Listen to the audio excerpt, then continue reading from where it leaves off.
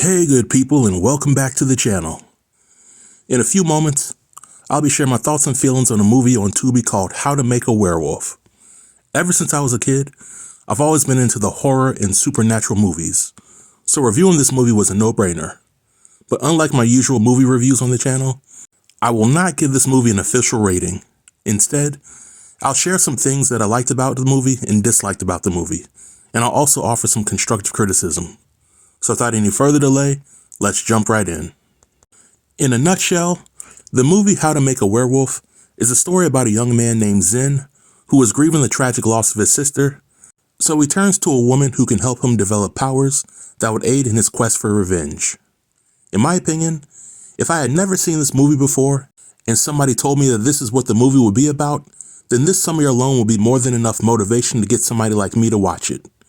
But if I'm being honest, after watching this movie, there was a whole lot of information to process. I first want to give the director props for making this movie. Typically on platforms that show independent movies, you get a whole lot of movies that fit into the stripper, drug dealer, and scandalous debauchery category. That is meant to capture the viewer's attention due to the shock value and eye candy. Having said that, in my opinion, How to Make a Werewolf is not for everybody. People who are not into the horror or supernatural genre will not become instant fans of this genre after watching the movie. And folks who are overly religious might be turned off after watching scenes in the movie that depict characters casting spells and getting killed in the most gruesome ways. But people who like watching independent movies and who are open when it comes to watching movies about vampires, werewolves, and witches will likely watch this movie and come away with something positive from it. With that being said, I enjoy the acting performances in this movie. This movie isn't your average hood movie with strippers and drug dealers. It's a movie that has a diverse cast, and you can tell that the actors really tried their best to allow their talents to shine during their time in the movie. I also like the overall direction that the story was going in, because I see the potential for the project to be made into multiple movies.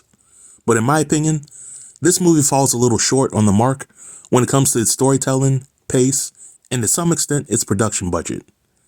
Because storytelling and pace go hand in hand for the review, I'll mention them both in my critique.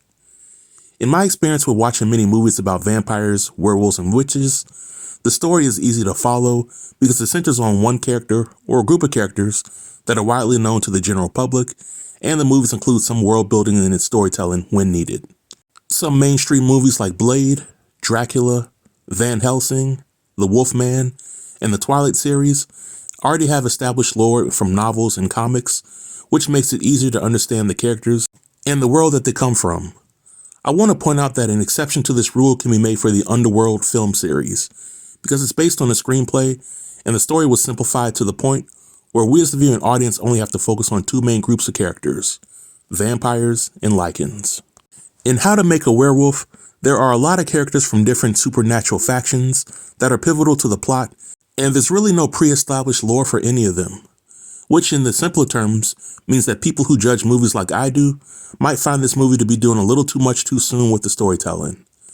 I think that a simple fix for this issue would have been to transform How to Make a Werewolf into a multi-part series instead of a movie that was over 2 hours long. Other independent projects like The Dirty D, Secrets in Plain Sight, The Stranger in Our House, and Chef Julian have succeeded in telling their story over a series of 5 to 10 episodes per season, with each episode being roughly 30 minutes long. If How to Make a Werewolf was a series, the story could be broken up so that we as the viewing audience get to see the stories of Zen, the vampires, the witches, and other characters that are fully fleshed out. With Zen, I would have liked to have seen more of his backstory and more of what motivated him to turn to a witch for help. I think that when it comes to the actual production for this movie, there were some highs and some lows. A lot of the movie is filmed during nighttime, which is expected for a werewolf movie, but there were some scenes that the lighting could have been improved so that we could fully see the characters and what was going on. The actual werewolf design was pretty good because the movie went with mostly practical effects for the werewolf.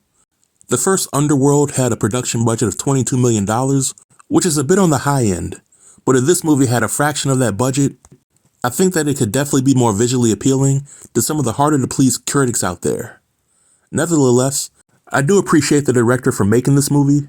This type of movie was a huge gamble because a lot of independent filmmakers out there continue to tell repetitive stories that involve drama and sex.